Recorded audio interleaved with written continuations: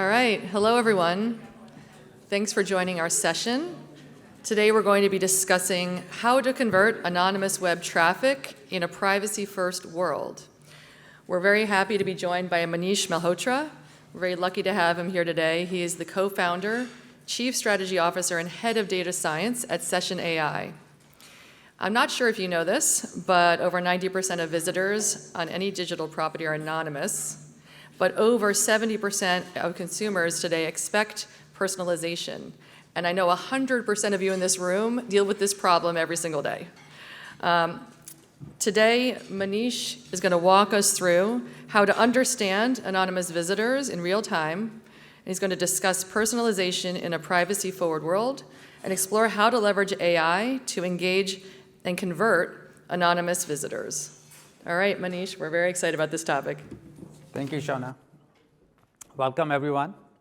Glad to be here, and I hope you're enjoying the conference. And thanks for being here this afternoon, joining us here. So there's a lot of buzz around AI, and I just want to assure you that if you ask ChatGPT this question, you might not get the answer that we hope to share with you, because we've been at it longer than ChatGPT. So hopefully we'll have a few more insights to add here. We've been working on this several years, 7 years now. The way sort of I think about the problem, converting anonymous consumers, it is about understanding consumer behavior, which is really the idea of sort of customer intelligence or visitor intelligence. Very different from content, just in terms of the underlying technologies and so on and so forth that ChatGPT or language models are based on. So a lot of focus on, understanding consumer behavior in the context of course, what is a privacy-first world here, data restrictions and so on and so forth. Very proud to be sort of working with several of you in the room here. Several customers that have partnered with us and given us the insights and the opportunities to sort of really build this and learn together. So we'll talk about that. So let's start with the challenge. What is that, that we sort of really want to think about? And it is, of course, a different world than was just 4 years ago. Data about consumers is harder to get thanks to all the changes in browsers, mobile apps, and getting harder, with the privacy restrictions, even sort of cookies, local storage, sort of really just the ability to capture data on visitors who want to engage with you and your brands on your sites is getting limited. So that's a far cry from sort of really being able to sort of really piece together and triangulate information. We're really, in a completely new world here, where on the site as well, there is limited ability to connect data across visits. On Safari, for example, beyond 7 days, you don't know what they did in their last visit. So that's the sort of challenge. That's the context. And within this context, of course, what's going on is what are some of the marketing and e-commerce sort of solutions doing today? What are some prevalent ways to sort of really think about understanding users? Well, it starts by saying, hey, who do we know today already? Well, that's our known customers.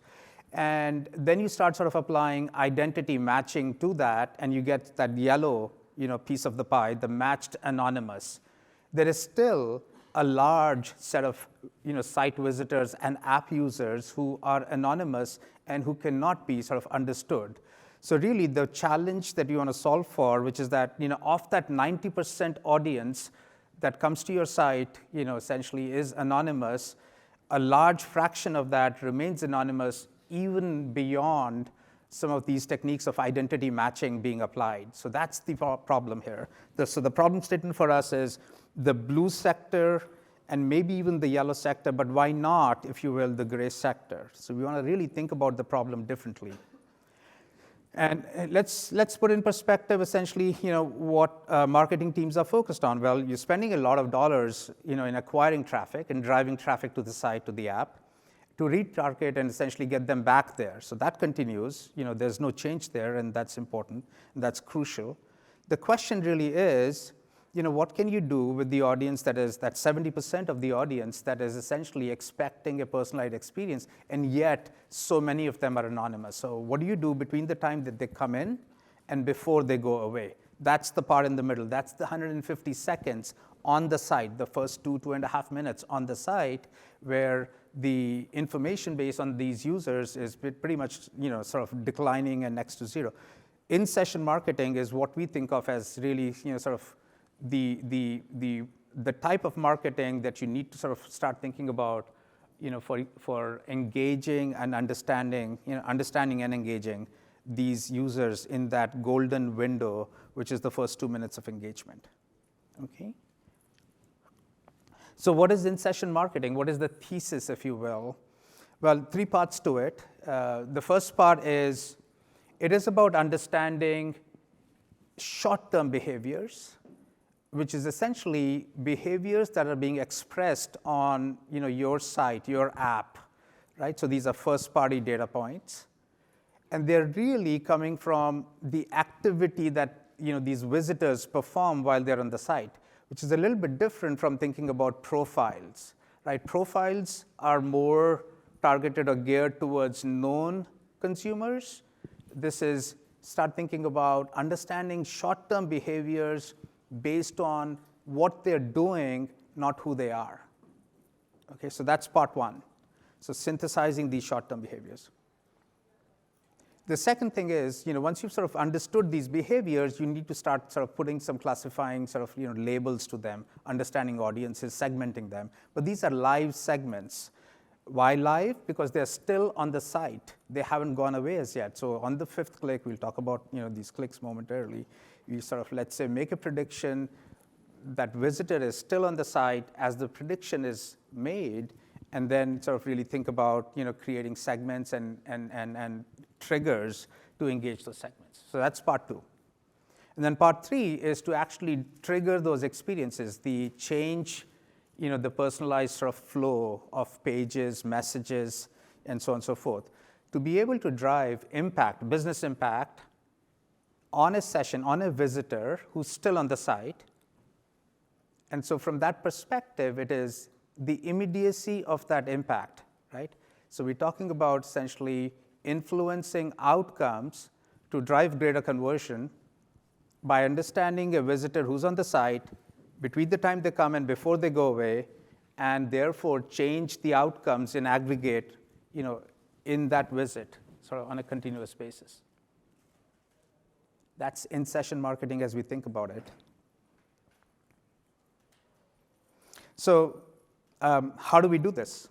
Well, it's based on really using activity data, which is in-session data. So think about it as click stream data. So click 1, click 2. So somebody comes on the home page, they search, they like the product, they go back to the category page, they come back to a product page. That's 5 clicks right there. Happens pretty quickly. Those are the 2 minutes. And at the 5th click, what we use the AI for is the machine learning models is for making predictions about whether they will buy or not. So that's one form of intent. So again, it's purchase intent for that visit, not 30 days out. They're on the site, 5th click, will they buy in that visit or not?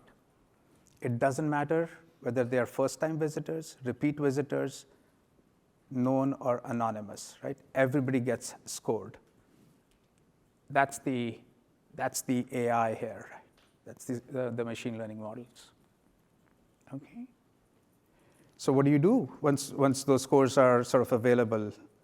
Well, you're trying to understand short-term behaviors and classify that audience that just got scored into buckets.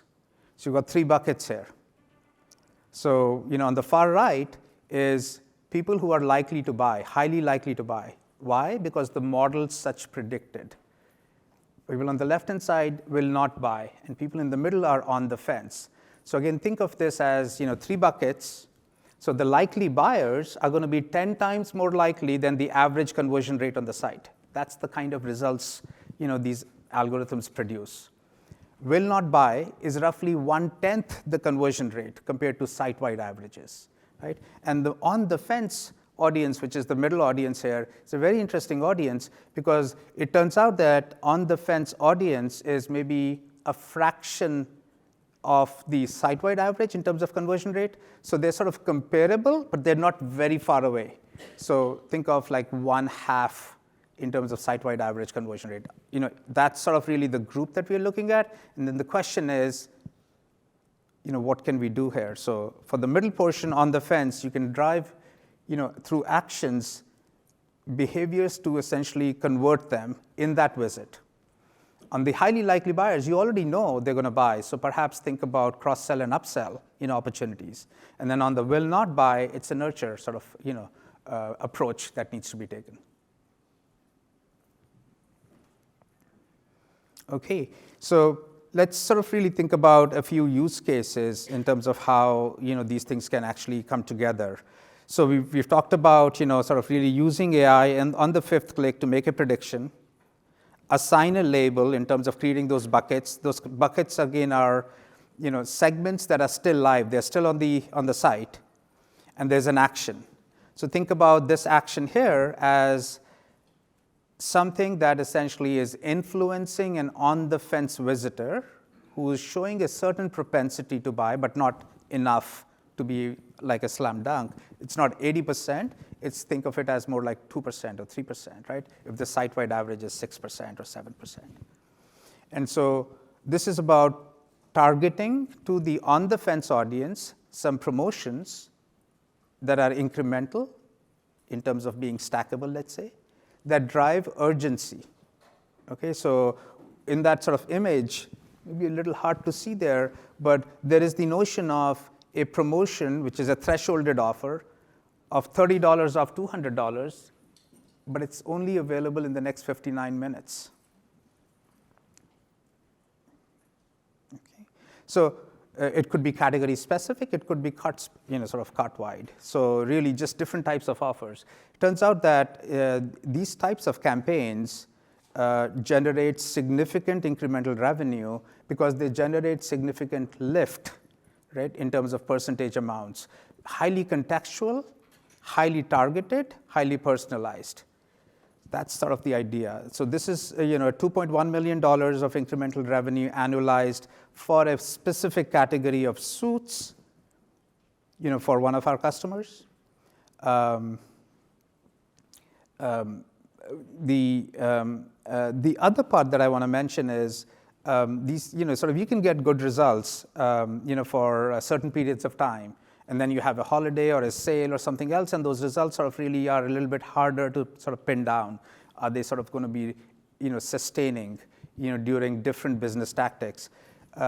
This sort of approach of understanding behaviors on the site, using them to target, on the fence or sort of audience in the middle, and then essentially driving results while the audience is still there. These are enduring results. So this customer, for example, we worked with them for over 4 years.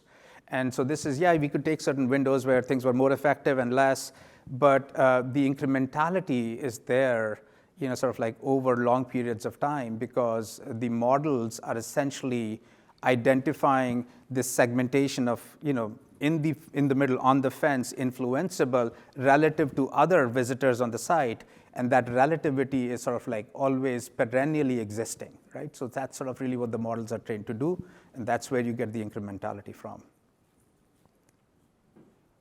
Okay. Driving revenue is obviously critical and important. I mean, obviously that's all based on randomized controlled trials, A/B testing. But a very interesting application of these scores and these audiences that get labeled is to do offer suppression. And if you start thinking about, hey, the highly likely buyers don't need any additional incentive while they're on the site. So that's an offer suppression strategy. And when you start suppressing offers, you start increasing margins because you sort of really have higher offer efficiency, if you will, right, as a metric. So offer efficiencies, sort of really, going up, give you better margins. So instead of relying on site-wide offers, be more targeted, when you're sort of really driving that incrementality for on the fence. This is an auto retailer, auto parts retailer, again, over long periods of time, 35% reduction in promo spend. So think about, just to have, give you an idea of the orders of magnitude here, a promotions budget of $100 million, and then, of course, some part of it is on acquisition, some part of it is on conversion. This is a 35% reduction on the conversion side of the house, in terms of how these models and the ability to suppress offers and then target them to certain portions of the audience sort of works out.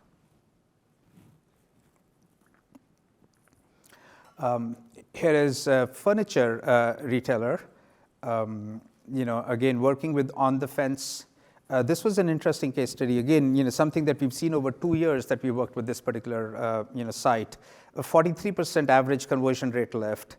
What they decided to do was they went even further. They sort of said, hey, this on-the-fence is interesting, but what if we actually look at on the fence in 3 parts? So there's like high on the fence, which means higher likelihood to convert, but they're still in the middle, lower likelihood to convert, and sort of think of that middle likelihood to convert. And they said, we'll do differentiated offers, which means that if you were going to do incremental stackable offers, let's say of 10% in the middle across the board, why not do sort of like 5, 10, and 15, which means do a 5% to the on the higher side of the OTF on the fence.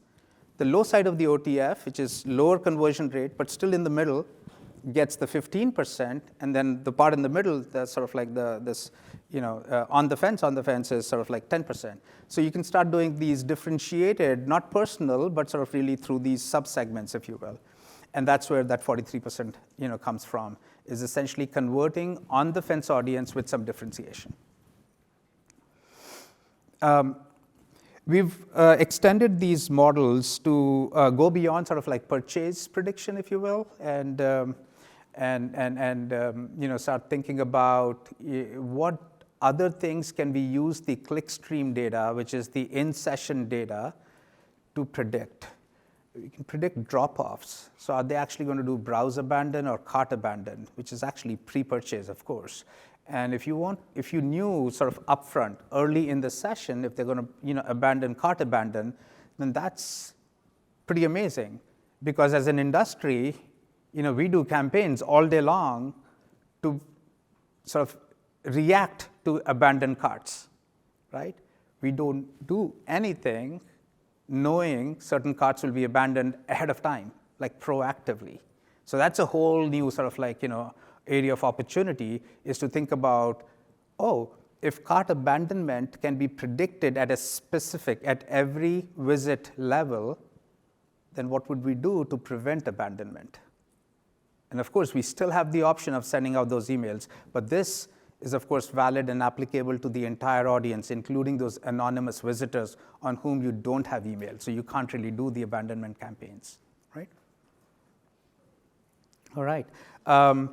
We've sort of also extended these algorithms to do price sensitivity. So think about price sensitivity in different terms. Again, in the past, it's been, if you're on Macy's, then did you go to Coach or YSL? So that's sort of like, again, cross-site. That's the old days.